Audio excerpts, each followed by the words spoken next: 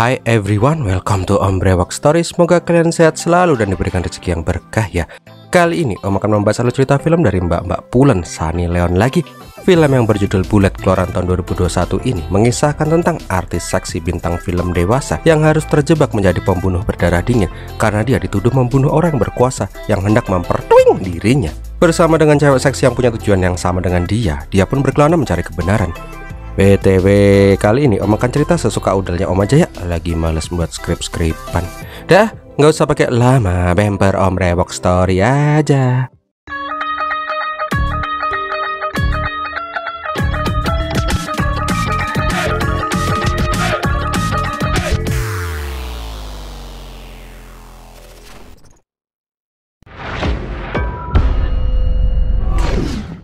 Awal kisah kita diperlihatkan dua mbak-mbak Pulen membuka bagasi mobil, dan mereka berdua pun langsung memberondong turuh ke orang yang lagi disekap di bagasi itu. Setelah itu, mobil langsung jeblok dengan epic, dan filmnya pun berakhir. Enggak, maksud Om, kita flashback ke 15 hari yang sebelumnya. Kenapa tuh dua mbak-mbak semok bisa berbuat kayak gitu? Di sebuah hotel di Mumbai diperlihatkan ada mbak-mbak Pulen lagi nonton TV cuman pakai, kalau ini mah nggak pakai apa-apa. Intinya sih di berita diceritakan bila anak dari Menteri Dalam Negeri India yang bernama Sunil Korode akan membuka klub yang bernama Amnesia. Sunil sengaja mengundang bintang film dan model dewasa yang pelampungnya gede yang bernama Tina untuk menjadi ikon klub malam itu. Nah, malam ini adalah malam resmen klubnya itu. Banyak artis-artis dan orang-orang penting yang datang ke acara itu. Nggak cuma orang-orang penting dan elit sih, ternyata ada penjahat kelas kakap bernama Ketu juga hadir di acara itu. Diketahui bila si Ketu dan keluarga Korode memang sudah bekerja sama dalam bisnis ilegal sudah lama sekali. Diceritakan juga bila kelemahan sekaligus obsesi dari Sunil adalah cewek semok yang tadi nggak pakai baju yang bernama Tina. Singkat cerita, Tina yang lagi pakai baju haram didatangi Sunil di kamar hotelnya. Sunil yang udah ngebet banget langsung pengen ewek-ewek sama si Tina. Tapi untungnya Tina ogah karena sebentar lagi acara premier akan segera dimulai. Di luar juga diperlihatkan cewek cantik yang ditahan sama satpam karena pengen masuk ke sana. Namun karena dia punya tiket, ya udah dia dibolehin masuk. Pas lagi di bar, cewek yang bernama Lolo itu ketemu dengan kenalan lamanya. Lolo aslinya sih nggak inget sama tuh cowok ganteng berewokan tebel ini. Namun pas Mario menceritakan tentang dirinya dan Lolo yang pernah ketemu di suatu tempat, baru deh Lolo inget. Aslinya sih si Lolo mah ogah ngobrol karena dia lagi sibuk. Tapi karena Mario terus ngoceh, ya udah gimana lagi. Singkat cerita, Mario pengen mepet si Lolo dengan meminta nomor teleponnya si Lolo itu. HP ku di mana ya? Ya udah deh, minjam HP kamu dulu buat miss call. Oh, HP-nya disaku ternyata. Bisa ini rendaman oncom. Nah, itu tuh salah satu trik buat cowok-cowok kalau mau dapat nomor cewek cantik tapi jual mahal. Namun pas Menteri Dalam Negeri Herman Korode melewati si Lolo, dia pun langsung panik dan langsung pergi meninggalkan si Mario. Abis itu joget lah, apalagi.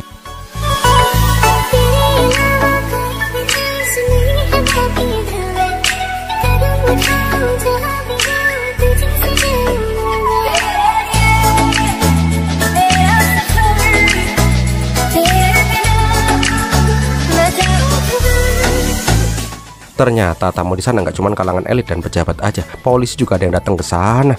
Nggak cuma kalangan elit aja deng, ada juga mas-mas yang masuk ke klub pakai helm. Nah, di lain tempat diperlihatkan juga bila si Lolo ini sedang menyusup ke sebuah ruangan, kayaknya maling nih di cewek. Kembali lagi ke klub yuk. Sialnya karena pengaruh ciu dan gelek, si Sunil pun jadi nepsong parah pas ngeliat si Tina geol-geol. Dengan sangat memaksa, si Sunil pun langsung menggeret si Tina ke kamar dan langsung dipaksa buat skidi papap. Di ruangan sebelah, Lolo yang lagi mencuri data dari Herman Korode mendengar cerita minta tolongnya si Tina. Karena nggak tega, si Lolo pun mencoba mengecek kamar sebelah. Melihat Tina lagi di BDSM sama si Sunil, Lolo pun berniat menolong. Jelas aja lah Sunil nggak terima, lagi seneng-seneng digangguin. Ya udah deh, terjadi pergulutan di sana.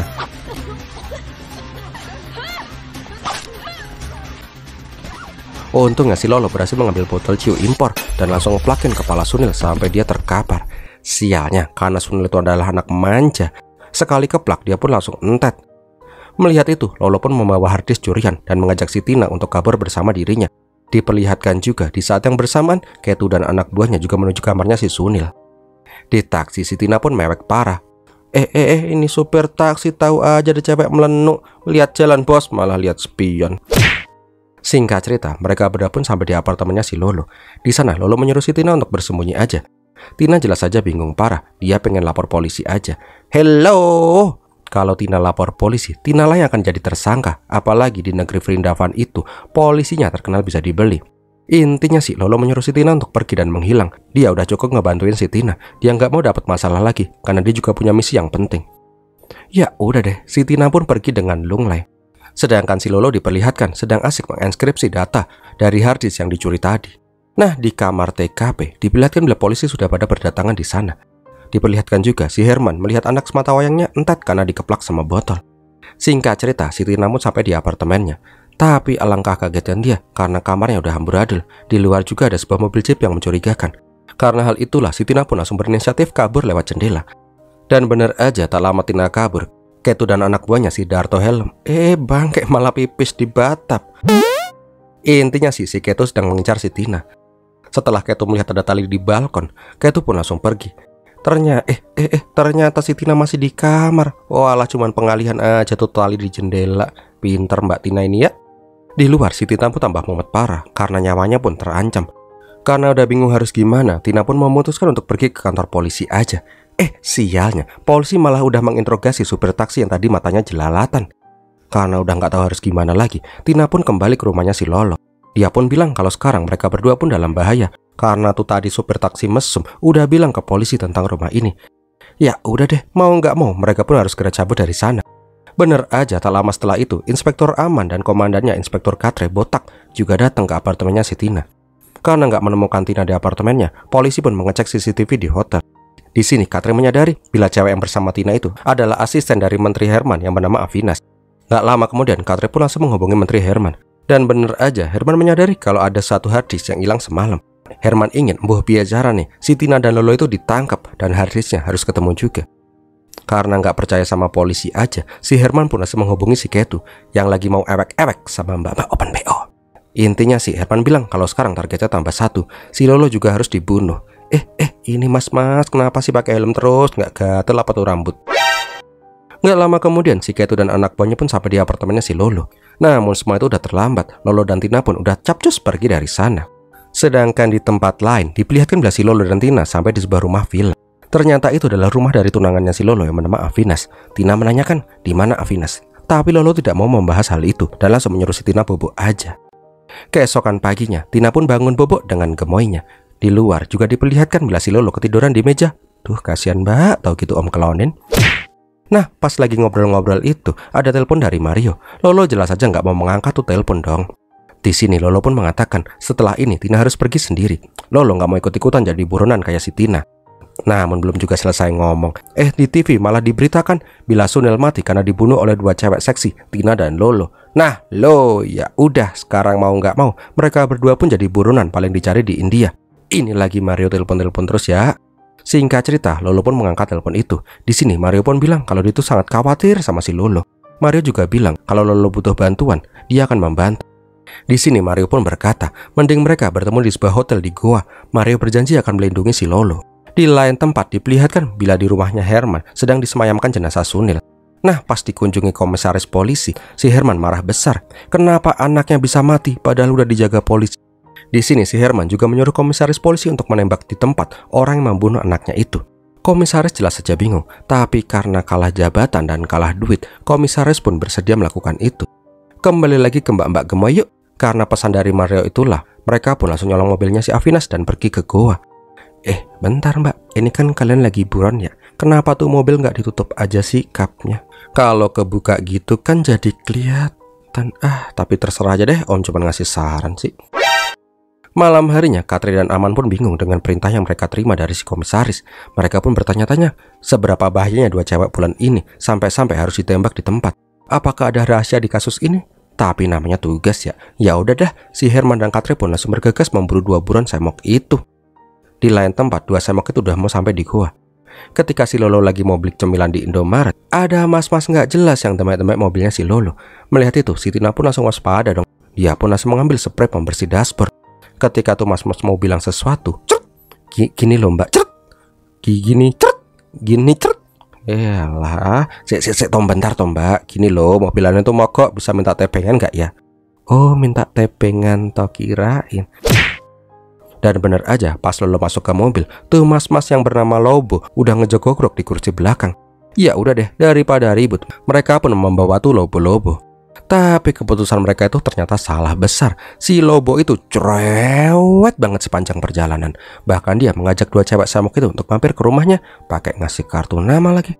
Karena si Lolo itu udah capek dengerin ocehannya si Lobo ini, tuh mas-mas cerewet akhirnya diturunin deh di pinggir jalan. Nggak lama kemudian dua semok itu pun sampai di hotel yang sudah dijanjikan oleh Mario. Nah, pas mau check-in, resepsionis pun sedikit curiga dengan dua cewek ini. Tapi untungnya mereka bisa check-in dengan lancar jaya.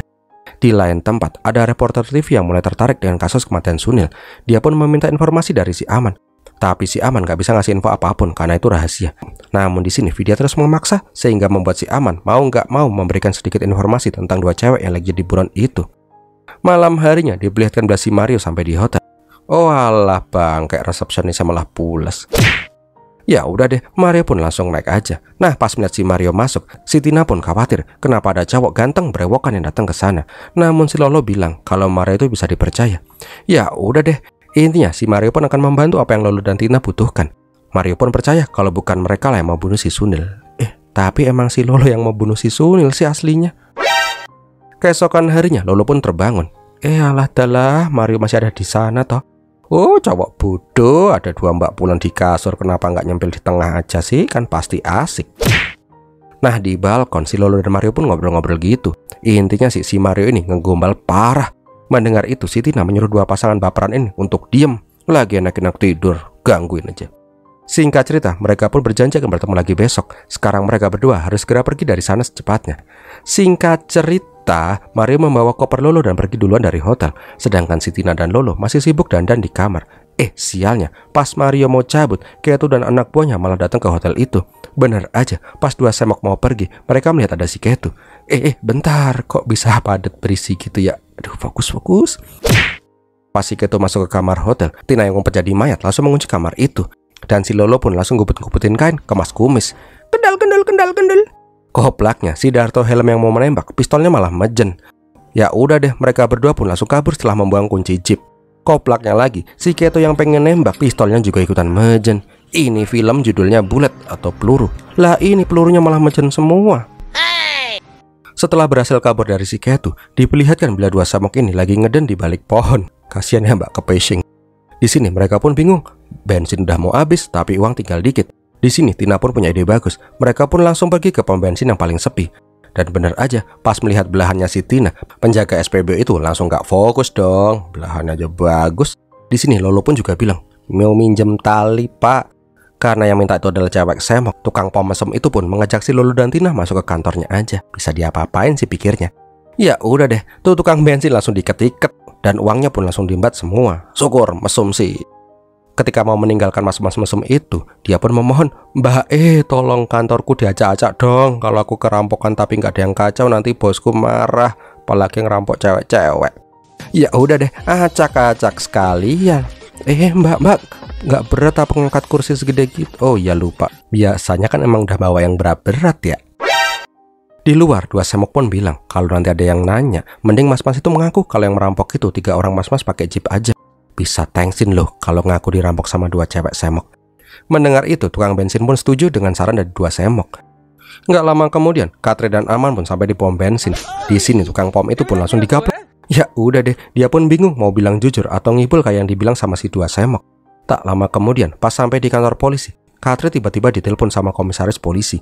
Anehnya, mereka diperintahkan untuk menutup kasus kematian Sunil atas desakan dari Herman. Lah kok malah ditutup toh bos? Ada yang aneh nih. Nggak lama kemudian diperlihatkan 2 semok menyempatkan diri mampir ke sebuah kuil buat berdoa. Namun pas mau pergi dari kuil itu, si Tina tiba-tiba pingsan dengan sangat lebaynya. Singkat cerita, si Tina udah bangun di kasur aja nih.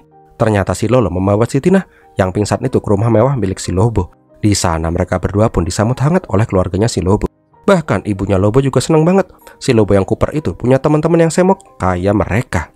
Bahkan saking sukanya dengan si Tina, emaknya Lobo memberikan kalung warisan keluarga kepada Tina. Ya berharap aja sih Tina yang semok badai itu mau sama anaknya yang tajir tapi burem. Nah setelah ngobrol-ngobrol itu, 2 semok pun langsung berendam. Inilah yang kita tunggu-tunggu. Pokoknya 2 pelampung ini pun lagi asik ngobrol sambil berendeman gitu. Di sini Tina pun menanyakan kenapa si Lolo mencuri harddisk dari si Herman dan kenapa juga dia sangat membenci keluarga Korode. Akhirnya Lolo pun menceritakan kisahnya. Dulu itu tunangan yang bernama Avinas bekerja kepada si Herman. Tapi suatu hari Avinas mengetahui bisnis ilegal dan korupsinya si Herman. Karena hal itulah Avinas dikurung dan dibunuh oleh si Herman. Gak terima tunangannya dibuat entat, Lolo pun berniat membuktikan ke dunia bila Herman itu adalah penjahat yang sebenarnya dan membalaskan kematian si Avinas. Oh alah gitu toh, gak penting. Yang penting bisa lihat dua pelampung bisa goyang-goyang. Nyanyi dulu kayaknya enak sih. Kendal, kendil, kendal, kendil.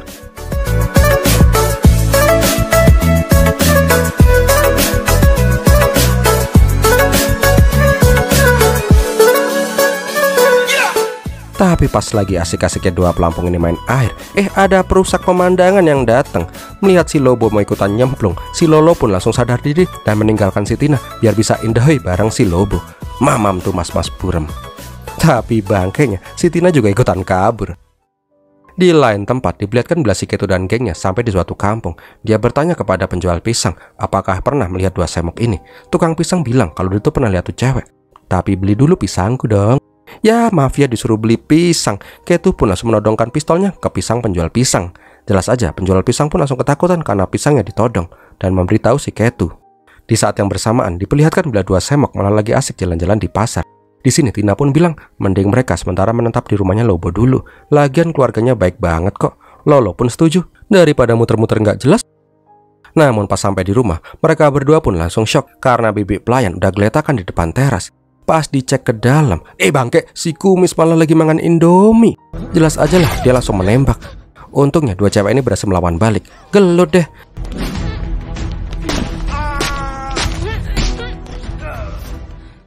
Ternyata di dalam, semua orang di rumah itu udah dibantai abis sama si kumis anak buah Ketu. Nah, setelah mengajar mas-mas pakai baju putih sampai kecemplung ke kolam, Lolo pun ingin membantu si Tina. Kampret, dilempar cok. Di sini Tina yang gemeteran pun langsung membunuh mas kumis. Nggak lama kemudian, Ketu menelpon HP-nya si Mas Kumis. Dia bilang kalau Herman menyuruh Kumis nggak membunuh dua semok. Lolo yang mendengar itu jelas saja langsung bilang, santai bos, nggak ada yang bisa membunuh kita-kita. Dan mereka pun pergi dari rumahnya si Lobo yang udah jadi medan perang. Karena kejadian pembunuhan rumah Lobo itulah, Tina dan Lolo pun semakin menjadi buronan polisi. Sekarang polisi nggak bisa berhenti di tengah jalan karena dua semok sudah memakan korban lagi, bukan hanya Sunil. Tapi di sini Aman curiga, kayaknya nggak mungkin deh dua cewek bisa membunuh sekejam itu. Apalagi ada dua orang nggak dikenal juga mati di sana. Sedangkan di pinggir danau, si Tina galau parah. Inilah pertama kalinya dia memegang pistol dan membunuh orang. Lolo mencoba menenangkan, kalau mereka nggak membunuh orang itu, pasti mereka sekarang udah bertemu dengan Bapak di surga. Nggak lama kemudian, si Tina pun mewek lagi di sebuah warung. Ini cewek cengeng banget sih. Ternyata si Tina itu nggak mewek karena galau, tapi ini loh sayurnya kepedesan. Oh koplaknya lagi, si Tina yang bosan ini malah minta TV-nya dihidupin. Dan kebenarannya lagi, TV lagi menayangkan berita kalau Menteri Herman akan melakukan kunjungan bilateral ke Malaysia. Tapi nggak cuma berita itu sih, TV juga menayangkan pembunuhan keluarga Lobo. Jelas aja semua orang juga melihat lah kalau dua semok ini adalah tersangka pembunuhan keluarga Lobo. Lagian lagi jadi buron malah minta nonton TV. Otaknya pindah ke nenen apa ya? Karena udah dicurigai sekampung, Tina yang tadi mewek karena megang pistol hitam keras tapi pendek, sekarang dia malah dengan entengnya menodongkan pistol itu ke semua orang. Pakai ngembat duit tukang warung lagi. Oh semok-semok ternyata begal. Di jalan, Lolo yang melihat berita tadi di TV itu juga pengen pergi ke Malaysia, tapi mereka butuh rencana. Di lain tempat, Aman sampai di warung yang tadi begal sama si Tina. Namun setelah itu, tiba-tiba Aman ditelepon sama si Lolo. Intinya sih, Lolo ingin mengobrol sesuatu sama si Aman, tapi Lolo menyarankan agar Aman datang sendiri aja. Diperlihatkan juga, si Lolo juga menelpon si Vidya, si reporter. Nah, di sini si Aman pun galau. Dengan pertimbangan yang sangat berat, akhirnya dia pun mengikuti perintah dari si Lolo itu. Nah, pas sampai di sebuah gudang tua, Aman kaget karena ternyata si Vidya juga udah sampai di sana. Si Aman ini bahkan sempat menuduh si Vidya sebagai komplotannya dua semok. Tapi tiba-tiba Lolo keluar dan sempat terjadi todong-todongan pistol. Di sini dua semok pun bilang kalau mereka nggak mau ribut, tapi akan menguak sebuah skandal besar. Singkat cerita, Lolo menyetelkan video dari harddisk yang dicuri itu. Walaupun gambarnya masih buram sih, karena Lolo belum sempurna mengekskripsi itu file. Tapi di video itu terbukti bila si Herman sedang berbicara dengan bos dunia kriminal dan membahas korupsinya juga. Melihat itu, Aman dan Vidya pun baru sadar bila selama ini yang penjahat itu adalah si Herman. Tapi gimana ya, Herman itu terlalu tinggi dan akan susah disentuh. Maka dari itu, Lolo meminta bantuan Aman dan Vidya agar dua semok itu bisa pergi ke Malaysia. Karena nunggu Aman yang cuma AU aja, si Vidya pun langsung setuju. Dia bilang kalau dia punya koneksi agar dua koplak ini bisa pergi ke Malaysia dengan lancar jaya. Soalnya kalau berita ini benar, pasti akan menguntungkan buat dirinya. Singkat cerita, dua koplak pun pergi ke Malaysia menggunakan pesawat pribadi sewaannya si Vidya. Untungnya dengan keahlian hackernya si Lolo, mereka berdua pun bisa masuk ke Malaysia dengan lancar jaya. Sesampainya di Malaysia, mereka menemui hacker sahabatnya Avinas yang bernama Gopal. Pokoknya Gopal disuruh ngebantuin misi mereka selama di Malaysia itu. Di lain tempat, Menteri Herman pun juga sampai di Malaysia. Namun di sini Aman bilang kalau ada sedikit masalah. Di pertemuan besok, yang bisa masuk ke hotel itu cuma orang-orang yang punya kartu ID. Aman gak bisa membantu lebih dari ini, karena dia juga gak bisa masuk ke sana. Mendengar itu, dengan mantapnya Tina bilang, "Dah santai, nanti soal kartu ID bisa diatur kok." Lolo jelas saja bingung, lah gimana dapetin tuh kartu? Malam harinya, dua semak pun datang ke sebuah klub malam. Oh iya om, lupa, apapun masalahnya kalau di film India itu solusinya cuma satu, joget.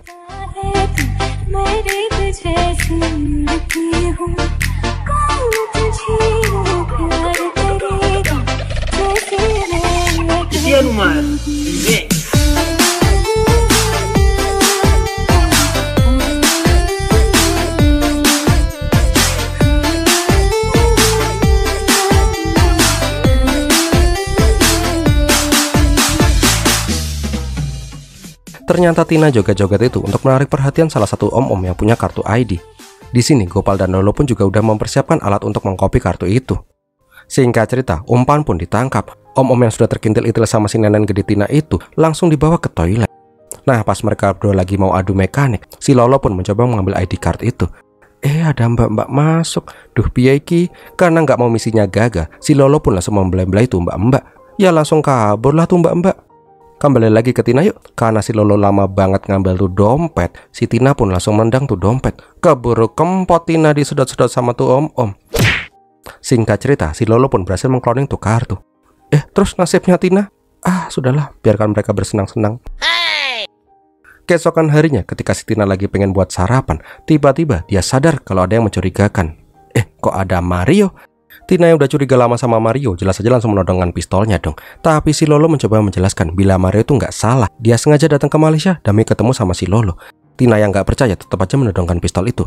Karena terus didesak, Mario pun malah menyuruh si Tina menembaknya biar dia bisa percaya.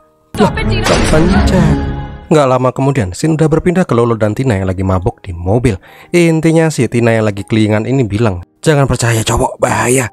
Nggak lama kemudian mereka pun sampai di sebuah rumah. Ternyata Mario masih hidup coy. Tapi Tina masih aja nggak percaya sama si Mario. Gimana sih ini, kan Lolo sama Mario baru ketemu sekali, masa udah percaya sama dia aja. Tapi Lolo pun bilang, "Lah gua sama lu aja malah belum pernah ketemu sebelumnya. Sekarang kita malah jadi partner." Di sini Tina pun nggak mau turun. Ya udah si Lolo turun sendiri aja. Bangke kadal, ketika Tina dia nyepin di mobil, si Lolo sama si Mario malah ewek-ewek segede papap. Pokoknya seru deh, bahaya kalau nggak disensor, pokoknya melejit. Keesokan harinya, hari yang ditunggu pun tiba. Gopal datang untuk membahas rencana mereka. Intinya sih, nanti Lolo akan masuk ke hotel untuk menaruh kamera. Kemana bu? Nempel aja sama Mario kayak kutil ya. Singkat cerita, Lolo dan Tina pun masuk ke hotel yang dimaksud. Tentu aja sambil dipantau sama si Gopal dari kejauhan. Di sini tugas Tina itu adalah menjadi pengalih perhatian. Ya iya bener sih, Tina yang pulen nenek gede jelas saja langsung menarik perhatian lah. Sedangkan di pintu gerbang, tugas Aman adalah mengulur waktu. Dia bilang ke Herman kalau mobilnya itu harus diperiksa dulu karena dicurigai ada bom. Kembali lagi ke dalam, ketika mau sampai di ruang pertemuannya si Herman, ada petugas di sana. Tina yang artis wik-wik ini pun langsung mengeluarkan keahliannya. Duh, mbak, proses jatuh yang alami sekali pemirsa. Emang bener gak salah kalau jadi artis wik-wik ya. Sambil megangin neneknya, Tina pun bilang, sempit, jangan pegang-pegang. Sempit, bilangin jangan pegang-pegang. Ini kutang kesempitan kak. Ya iya sih, kelihatan banget sih itu kesempitan. Nah di saat itulah Lolo langsung masuk ke dalam ruangan. Sialnya di luar, Herman gak mau menunggu lama. Dia pun bodoh amat sama si Aman dan langsung masuk ke hotel. Sedangkan di dalam, Lolo masih aja bingung mau taruh di mana tuh kamera. Nah pas si Herman dan Kate udah kelihatan, Gopal pun langsung menyuruh semuanya untuk pergi. Sialnya si Lolo nggak sempat kabur dan terjebak di dalam. Nah untuk si Mbak Tina, dia udah berhasil keluar. Kendal. Ternyata si Tina itu ketahuan. Ya udah deh, alhasil si Tina bentar, di Malaysia bos, masih aja pakai helm. Singkat cerita, Tina pun diikat-ikat di atap gedung. Abis itu diguyur air, kan jadi tambah seksi basah-basah gitu. Intinya si Ketu menanyakan apa tujuan Tina dan di mana si Lolo. Tina jelas saja nggak mau buka mulut. Namun nggak lama kemudian si Ketu dapat telepon dari si Herman. Ketu bilang dewa pun tidak berpihak kepada si Tina. Sini kelitikin dulu. Klitik. Tak lama kemudian Herman pun datang ke sana plus sama si Lolo yang ternyata juga tangkap. Intinya si Herman bilang kalau dua semok ini nggak bisa menghancurkan dirinya dan menyuruh Ketu membunuh dua semok ini. Nah, setelah semua orang pada cabut dari sana, Darto Helm yang menjadi Algojo pun agak bimbang. Sayang banget kan cewek broiler ginuk-ginuk kayak gini masa dibunuh gitu aja. Namun pas mengicipin dua semok ini, tiba-tiba ada yang datang. Ternyata yang datang itu adalah si Mario. Ya udah deh, Mario pun gelut sama si Darto.